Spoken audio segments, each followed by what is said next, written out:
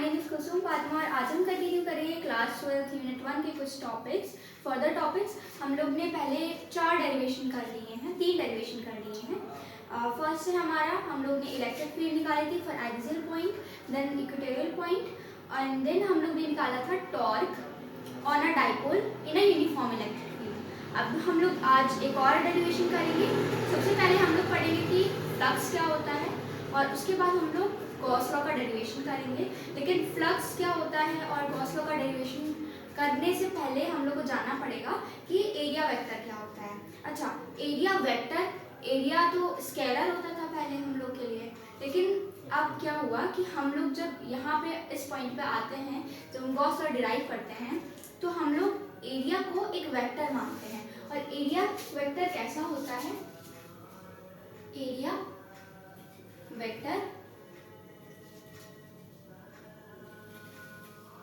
Vector हमारा perpendicularly outwards होता है। परपेंडिकुलरली आउटवर्ड्स, इसका क्या मतलब हुआ? परपेंडिकुलरली आउटवर्ड्स, जैसे let's say we have a surface, हम लोग के पास एक सर्कल है, it's not a perfect circle, तो हम लोग के पास एक सर्कल है और अगर हम लोग इसका एरिया वेक्टर निकालें तो इस पॉइंट पे अगर हमको इसका एरिया वेक्टर निकालना है परपेंडिकुलरली आउटवर्ड्स, इस पॉइंट पे निकालना है परपेंडिकुलरली आउटवर्ड्स, इस पॉइंट पे निकालना है परपेंडिकुलरली आउटवर्ड्स, है ना। तो ये हमारा एरिया वेक्टर हो गया फॉर सर्कल, ये हमारा एरिया वेक्टर हो गया फॉर अ सर्कल। अब हमारे पास जैसे कोई और हम ले लेते हैं, हम क्यूब ले लेते हैं, let's say we have a cube, हम लोग के पास एक क्यूब है, इसके कितने सरफेसेस होते हैं? 1 2 3 4 5 6 सरफेसेस होते हैं। और ये जो 6 सरफेसेस होते हैं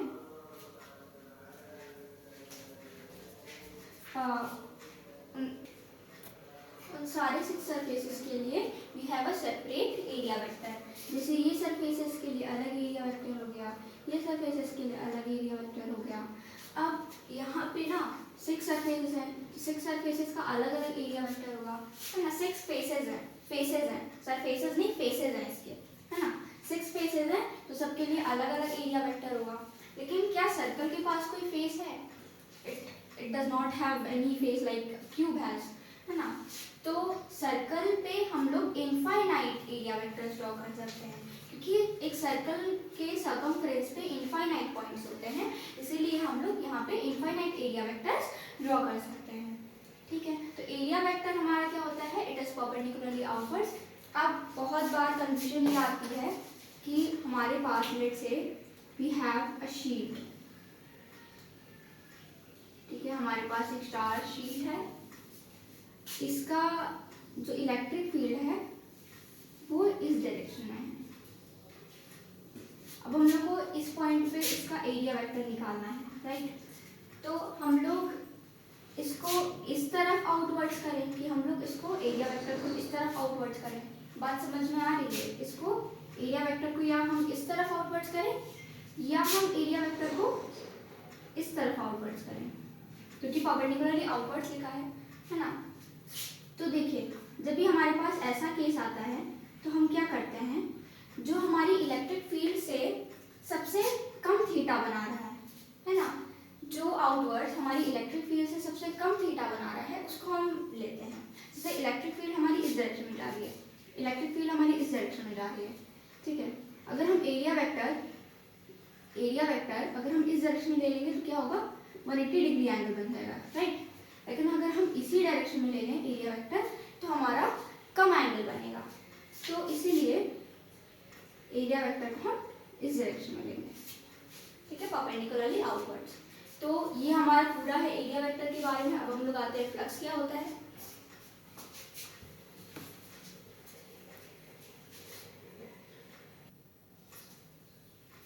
अच्छा, अब फ्लक्स क्या होता है? The number of electric field lines passing through a surface is called electric flux. मतलब कोई हमारा क्लोज सरफेस है, यहाँ हम क्लोज भी लिख सकते हैं, कोई हमारा क्लोज सरफेस है, उससे जो number of electric field lines pass हो रही हैं उसी को हम फ्लक्स बोल देते हैं। इस this denoted by phi, it is denoted by phi. वैसे तो हमारे पास दो टाइप के फ्लक्स होते हैं, एक होता है हमारा इलेक्ट्रिक फ्लक्स और एक होता है हमारा मैग्नेटिक फ्लक्स। लेकिन यहाँ पे क्योंकि हम इलेक्ट्रोस्टैटिक्स पढ़ रहे हैं, यहाँ पे हम लोग इलेक्ट्रिक फ्लक्स की बात करेंगे, तो हम लोग यहाँ पे ई भी लगा सकते हैं, फाई ई, क्योंकि यहाँ पे इलेक्ट्रिक फ्लक्स की बात हो रही है, इलेक्ट्रिक फ्लक्स। और हम लोग का इलेक्ट्रिक फ्लक्स हम लोग निकालते कैसे हैं? हमारे पास दो फॉर्मूलाज होते हैं फॉर स्पेसिफिक कंडीशंस। जैसे हमारे पास एक चार्ज शीट है, हमारी इलेक्ट्रिक फील्ड इस सरफेस के परपेंडिकुलरली निकल रही है, ये हमारी इलेक्ट्रिक फील्ड हो गई, परपेंडिकुलरली निकल रही है। तो हम लोग क्या करते हैं, हम लोग नॉर्मली लिख देते हैं phi E equals E S, है ना, ई इंटू एस। एस क्या है इधर? S is the area, S equals area, है ना। एरिया हमारा एस इक्वल्स इधर से निकल रहा है, ठीक है, एरिया वेक्टर। और इतना बड़ा ये तो इलेक्ट्रिक फील्ड ले रहे हैं हम लोग, एरिया वेक्टर छोटा सा निकाल दे रहे हैं, ये हमारा एरिया वेक्टर है। ये हमारा फ्लक्स हो गया इलेक्ट्रिक फ्लक्स। और इलेक्ट्रिक फ्लक्स ई एस कब होता है? जब हमारा जो इलेक्ट्रिक फील्ड होता है वो परपेंडिकुलर होता है, सरफेस के परपेंडिकुलरली निकल रही होती है जब electric field, when electric field is perpendicular to the surface, तब हमारा इलेक्ट्रिक फ्लक्स ये होता है, E इंटू एस, सिंपल। लेकिन जब हमारी इलेक्ट्रिक फील्ड परपेंडिकुलर नहीं होती है टू द सरफेस, तो क्या होता है? When electric field is not perpendicular, not perpendicular यानी हमारा कोई भी थीटा हो सकता है, not perpendicular to the surface, ठीक है। तो इसके लिए हम लोग पहले ड्रॉ करते हैं, एक हमारी शीट है, चार्ज शीट, दोबारा हमने वही लिया। और हमारी जो इलेक्ट्रिक फील्ड है इधर तो देखिए परपेंडिकुलरली निकल रही है, लेकिन अगर हमारी इलेक्ट्रिक फील्ड कुछ ऐसे निकल रही है तो, और टेढ़ा बना लेते हैं अंडरस्टैंडिंग के लिए, कुछ ऐसे निकल रही है तो this is our electric field, area है हमारा एस। और अच्छा, इसके दो कंपोनेंट्स हो सकते हैं, क्योंकि electric field is a vector, इसके दो कंपोनेंट्स हो सकते हैं। एक कंपोनेंट हमारा होगा ये वाला, राइट, और एक कंपोनेंट होगा हमारा ऊपर वाला। इस वाले कंपोनेंट को हम क्या बोलेंगे? थीटा अगर ये है तो थीटा के सामने वाले को क्या बोलते हैं हम लोग? E cos theta. और अलोंग वाला कौन सा होता है हमारे पास ई साइन थीटा। यानी हमारा जो इलेक्ट्रिक फ्लक्स होगा वो इस केस में क्या हो जाएगा? ई कॉस थीटा वाला हम लोग कंपोनेंट ले रहे हैं, इंटू एस, यानी ई एस कॉस थीटा, और ई एस कॉस थीटा यानी phi E equals E dot S, क्योंकि जब भी कॉस थीटा लगता है तो हम लोग डॉट प्रोडक्ट कर देते हैं।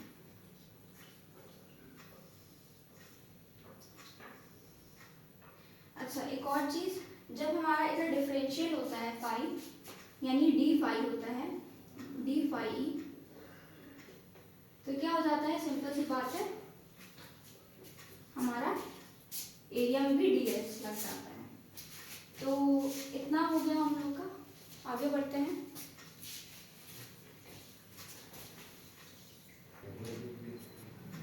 अब फाई के बारे में हम लोग कुछ चीज़ें जान लेते हैं। हम लोग ने अभी ये फॉर्मूला पढ़ा है, ई डॉट एस। क्या फाई स्केलर होता है या फिर फाई हमारा एक वेक्टर होता है? अब देखिए, हम लोग को ये दिख रहा है कि हमारा इलेक्ट्रिक फील्ड भी वेक्टर है और एरिया भी हम लोग ने वेक्टर लिया है।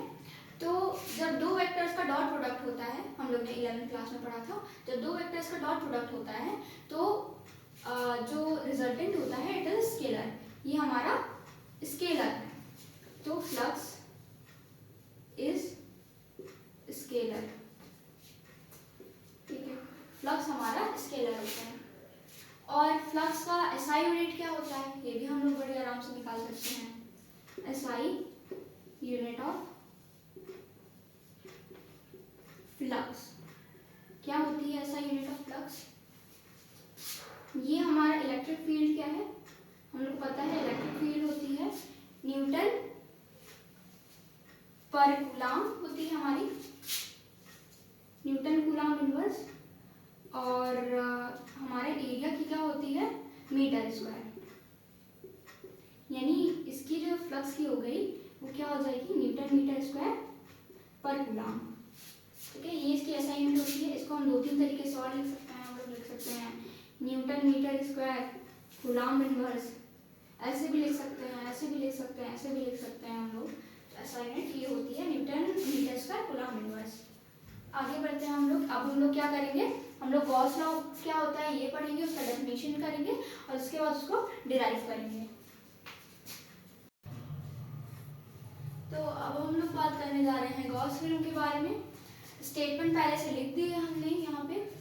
It states that total flux enclosed in a Gaussian surface is 1 upon epsilon times charge, epsilon naught times charge। तो Gaussian surface क्या होता है? Gaussian surface हमारा एक ऐसा surface होता है which is a closed surface, imaginary closed surface।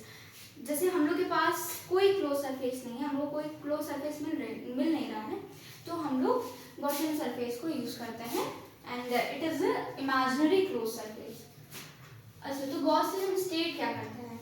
कोई टोटल फ्लक्स हमारा जो इनक्लोज होता है इन अ क्लोज सरफेस, कोई टोटल फ्लक्स रखा हुआ है एक क्लोज सरफेस में, वो कितना होता है? 1/एप्सिलॉन टाइम्स चार्ज। इसको मैथमेटिकली भी लिख सकते हैं, मैथमेटिकली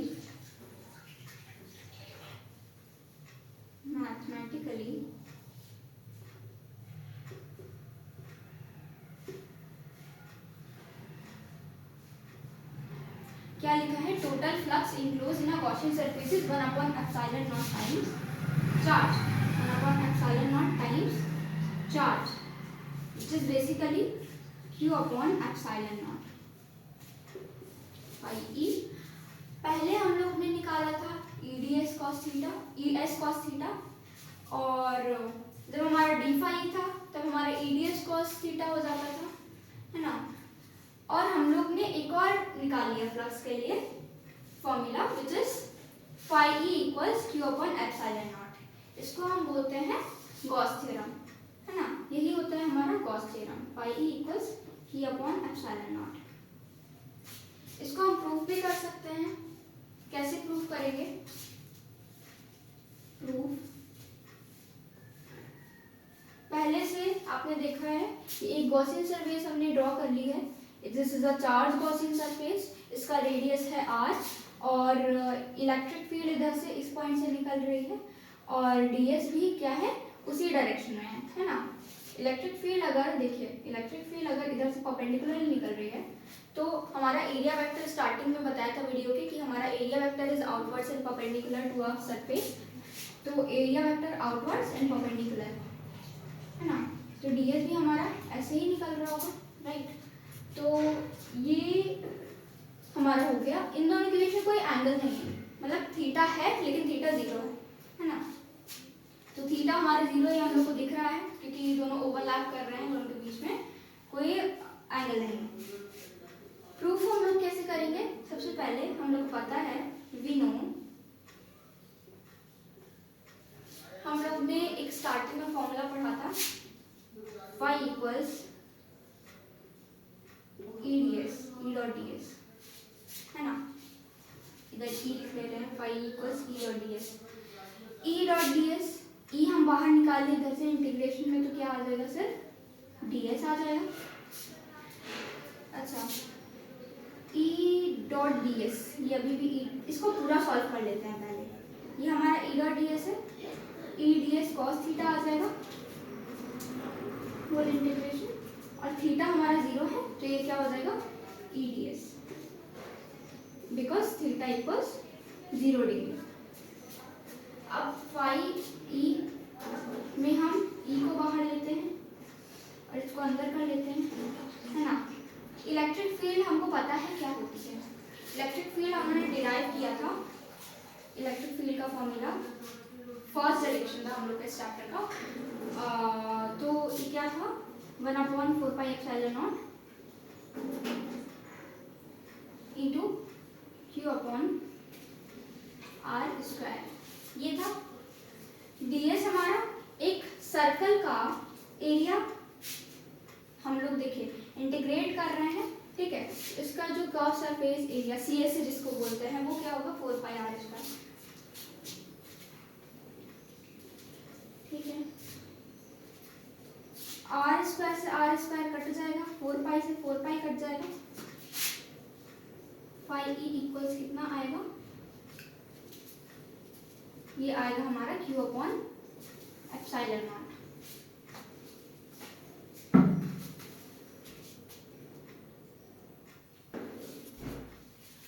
ये हमारा प्लस हो गया और यही हमारा होता है गॉस थ्योरम।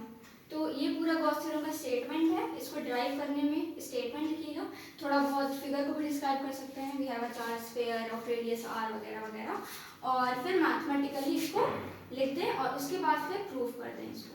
बहुत छोटा सा प्रूफ है, बहुत ईजी प्रूफ है, बहुत आसानी से हो जाएगा। इसमें बस e की वैल्यू रखनी है, इंटीग्रेशन में ds, इसका वैल्यू रखना है 4πr² होता है, और उसके बाद ये हमारा Q/ε0 निकल के आ जाएगा।